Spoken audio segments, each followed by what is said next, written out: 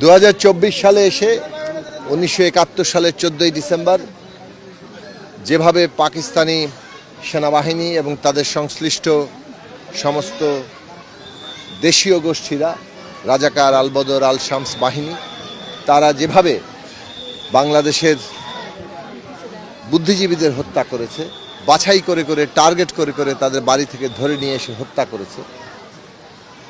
আজকে সেই দিন আমরা আজকের দিনে সকল বুদ্ধিজীবীদের প্রতি গভীর শ্রদ্ধা জানাই, যারা 71 সালে শহীদ হয়েছেন। আমরা একই সাথে বাংলাদেশের এই রাষ্ট্রপত্তনে আমাদের স্বাধীনতার সংগ্রামে সকল শহীদের প্রতি আমাদের গভীর শ্রদ্ধা জানাই। 1971 সালে একটা এই রক্তক্ষয়ী যে স্বাধীনতা সংগ্রাম, সেখানে মানুষের জন আকাঙ্ক্ষা ছিল সাম্য, মানবিক মর্যাদা, সামাজিক ন্যায় বিচার প্রতিষ্ঠা। এই রাষ্ট্রটা যেটা তৈরি হচ্ছে, সেই রাষ্ট্র তার নাগরিকদের জন্য সাম্য, মানবিক মর্যাদা, সামাজিক ন্যায় বিচার প্রতিষ্ঠা করবে। কিন্তু 53 বছরে আমরা দেখেছি মানুষের, নাগরিকদের জন্য এই সাম্য, মানবিক মর্যাদা, সামাজিক ন্যায় বিচার প্রতিষ্ঠা হয়নি, বরং বাংলাদেশ অনেক ক্ষেত্রেই উল্টো স্রোতে হেঁটেছে। এবং শেষ পর্যন্ত আমরা দেখলাম শেখ হাসিনার নেতৃত্বে একটা ফ্যাসিস্ট রাষ্ট্র ব্যবস্থা বাংলাদেশের জনগণের উপর চাপিয়ে দেওয়া হয়েছে। কি ভয়ঙ্কর শাসন হয়েছে, গুম, খুন, হত্যাযজ্ঞের মধ্য দিয়ে আমরা দেখেছি আমাদের দেশের অর্থনীতি কিভাবে লুণ্ঠন হয়েছে। এই ভয়ঙ্কর অবস্থা শেষ পর্যন্ত টিকিয়ে রাখার জন্য জুলাই আগস্টে এসে যেভাবে আমাদের ছাত্র, শ্রমিক, তরুণদের নির্বিচারে হত্যা করা হয়েছে, শিশু, অভিভাবকরা কেউ এর মধ্যে থেকে বাদ যায়নি।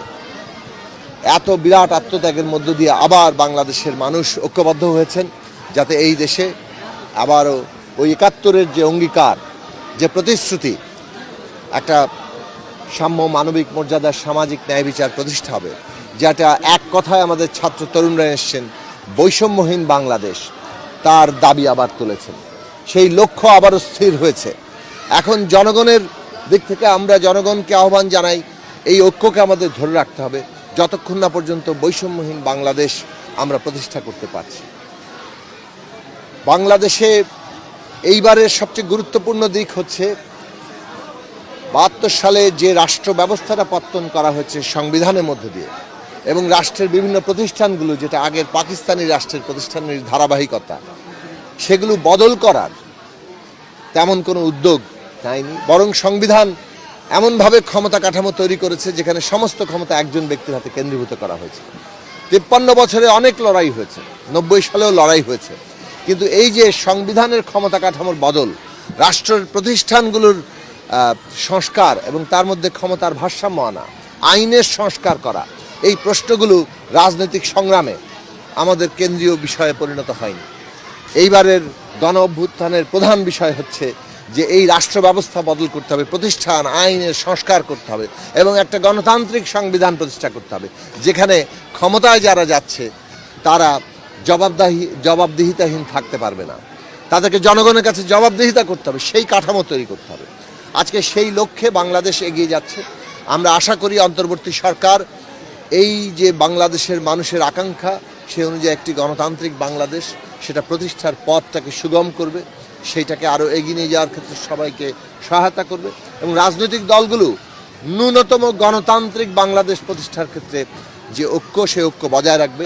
কেননা ফ্যাসিস্টরা এখনও তৎপর আছে, তাদের দেশি বিদেশি দোসররা তৎপর আছে।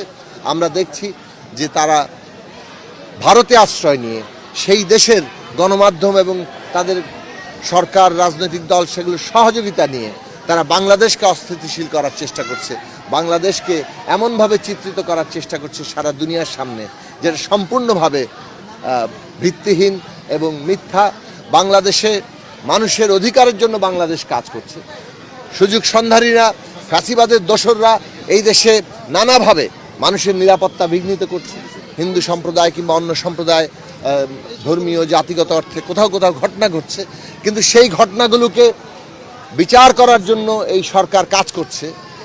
আমরা দেখতে পাচ্ছি যে সম্পূর্ণ মিথ্যা তথ্য দিয়ে নানাভাবে আন্তর্জাতিক পরিসরে বাংলাদেশকে চিত্রিত করার চেষ্টা করছে।